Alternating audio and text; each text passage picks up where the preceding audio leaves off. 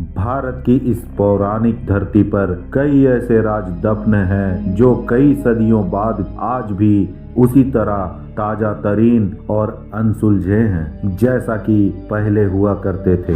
ये रहस्य कुछ ऐसे रहस्य हैं जिन्हें जितना सुलझाने की कोशिश की जाती है उतना ही उलझते जाते हैं। जी हाँ फ्रेंड्स, मैं बात कर रहा हूँ एक ऐसे ही रहस्यमय और अनसुलझे स्थान के बारे में। भारत की इस पौराणिक धरती पर ये एक ऐसा स्थान है जहां भूतों और प्रेतों का वास है।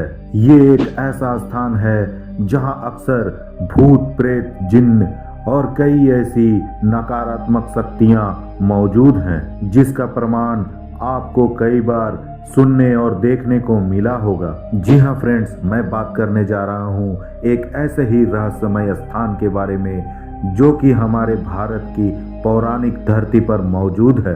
ये एक ऐसा राज है जिसे सुलझाया नहीं जा सका है। ये एक ऐसी सच्ची दास्तान है जिसे सुनकर आपके रोंगटे खड़े हो जाएंगे। तो आइए जानते हैं फ्रेंड्स इसके बारे में।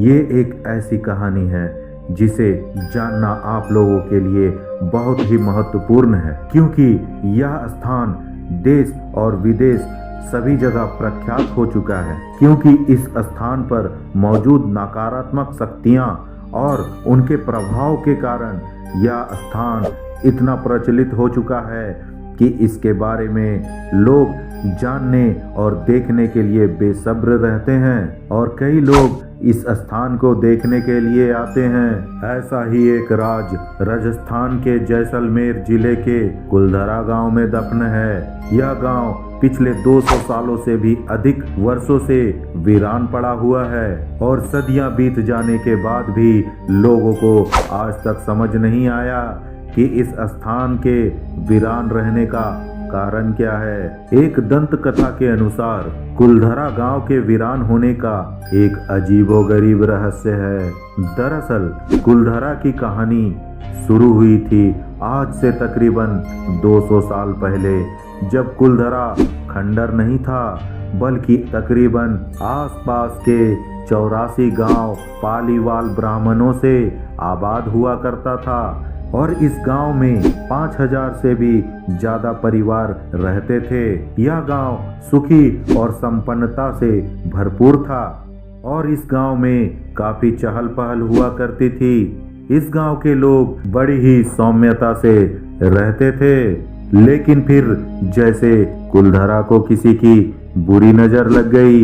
वो शख्स था रियासत का दीवान सलीम सिंह। अय्याश दीवान सलीम सिंह बड़ा ही जालिम और क्रूर किस्म का था और उसे कई प्रकार की बुरी आदतें भी थी। वह अय्याश दीवान सलीम सिंह इस गांव में बराबर आया जाया करता था और कर वसूली करता था।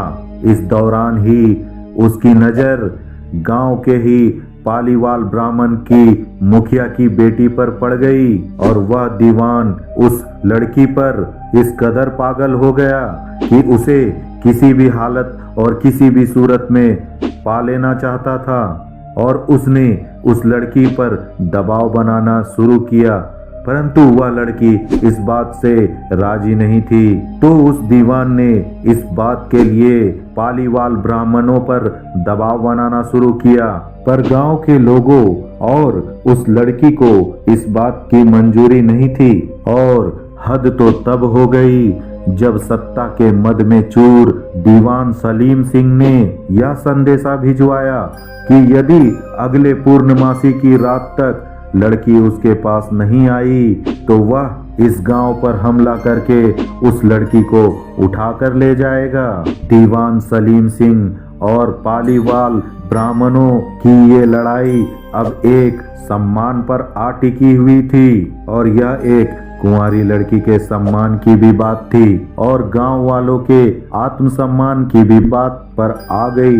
सभी 84 गांव के पालीवाल ब्राह्मणों ने गांव के ही चौपाल पर एक बैठक बुलाई। सभी गांव वाले बैठक में शामिल हुए और ब्राह्मणों ने यह फैसला लिया कि आत्मसम्मान को बचाने के लिए वह इस गांव का त्याग कर देंगे और कुछ भी हो जाए अपनी लड़की को उस दीवान सलीम सिंह को कभी नहीं सौंपेंगे।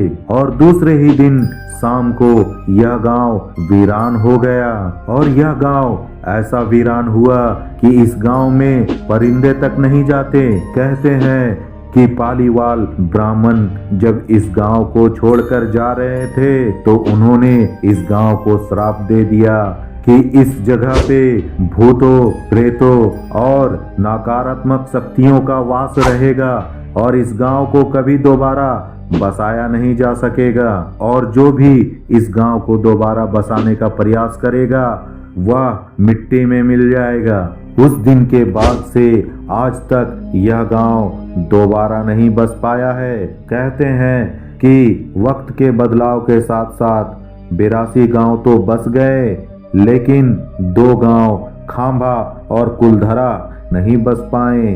ये गांव तमाम कोशिशों के बाद भी बसाया नहीं जा सका। ये गांव अब भारतीय पुरातत्व विभाग के संरक्षण में है, जिसे दिन की रोशनी में पर्यटकों के लिए खोला जाता है और संध्या 6 बजे के बाद बंद कर दिया जाता है। कहते हैं इस गांव में रूहानी ताकतों का कब्जा है। यहाँ आने वाले पर्यटकों के अनुसार यहाँ पर रहने वाले पालीवाल ब्राह्मणों की आहट आज भी महसूस होती है।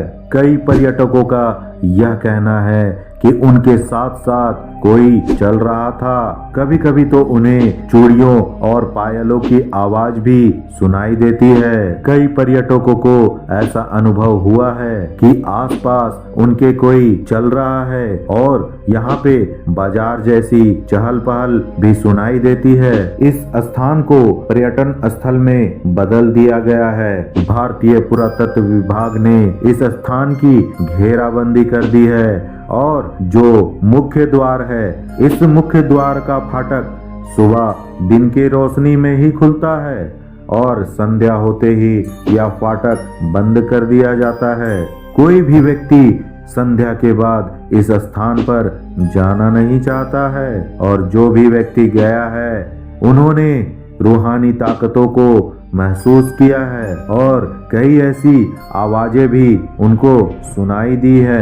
अक्सर पर्यटक यहाँ पर घूमने के लिए आते हैं। कुलधरा गांव में एक मंदिर है जो आज भी श्राप से मुक्त है, लेकिन यहाँ पर मूर्ति नहीं है। एक बावड़ी है जो उस दौर में पीने के पानी का एक जरिया थी और कई ऐसे खामोश गलियारे हैं और उन गलियारों में उतरती हुई सीढ़ियां भी हैं। कहते हैं शाम ढलने के बाद अक्सर यहाँ आवाजें सुनाई देती हैं। लोग कहते हैं कि यह वही 18वीं सदी का दर्द है जिनसे पालीवाल ब्राह्मण गुजरे थे।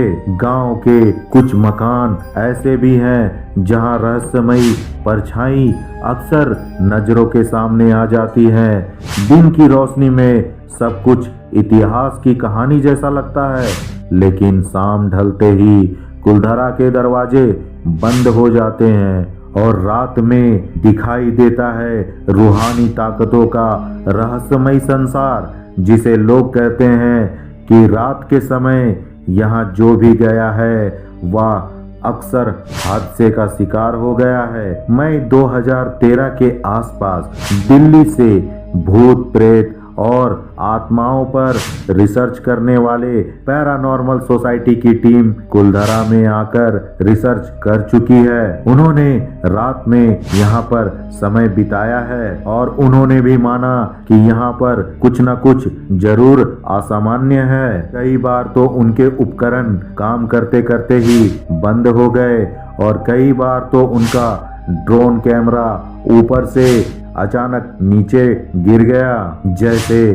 किसी को मंजूर ना हो कि ये लोग यहाँ पर चहलकदमी या किसी प्रकार की खोजबीन करें। लेकिन कहते हैं आज भी कुलधरा में राजस्थान की संस्कृति की झलक मिलती है। पैरानॉर्मल सोसाइटी की टीम ने यहाँ पर EVF मीटर के जरिए आत्माओं से और रूहों से संपर्क करने का प्रयास किया और उन्होंने पाया कि कई रूहों ने और कई आत्माओं ने उनसे संपर्क भी किया और कईयों ने तो अपने नाम भी बताए। और पैरानॉर्मल सोसाइटी के टीम के सदस्य जब कुलधरा गांव से घूमकर वापस लौटे तो उनकी गाड़ियों के कांच पर बच्चों के हाथों के निशान दिखाई दिए।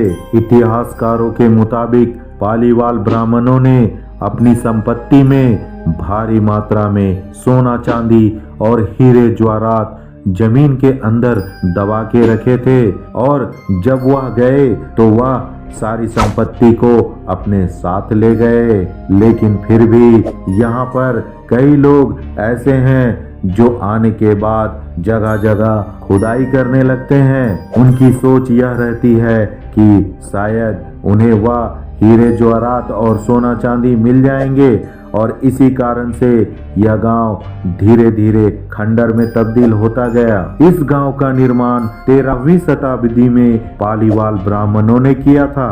आपको भी अगर रहस्यमयी और डरावनी जगहों को देखने का मन है तो आप इस स्थान पर जा सकते हैं। वीडियो कैसी लगी कमेंट करके जरूर बताएं और वीडियो अच्छी लगे तो प्लीज लाइक कमेंट सब्सक्राइब जरूर करें और साथ ही साथ बेल आइकन को जरूर प्रेस करें ताकि आने वाली वीडियो की नोटिफिकेशन आपको मिलती रहे। धन्यवाद।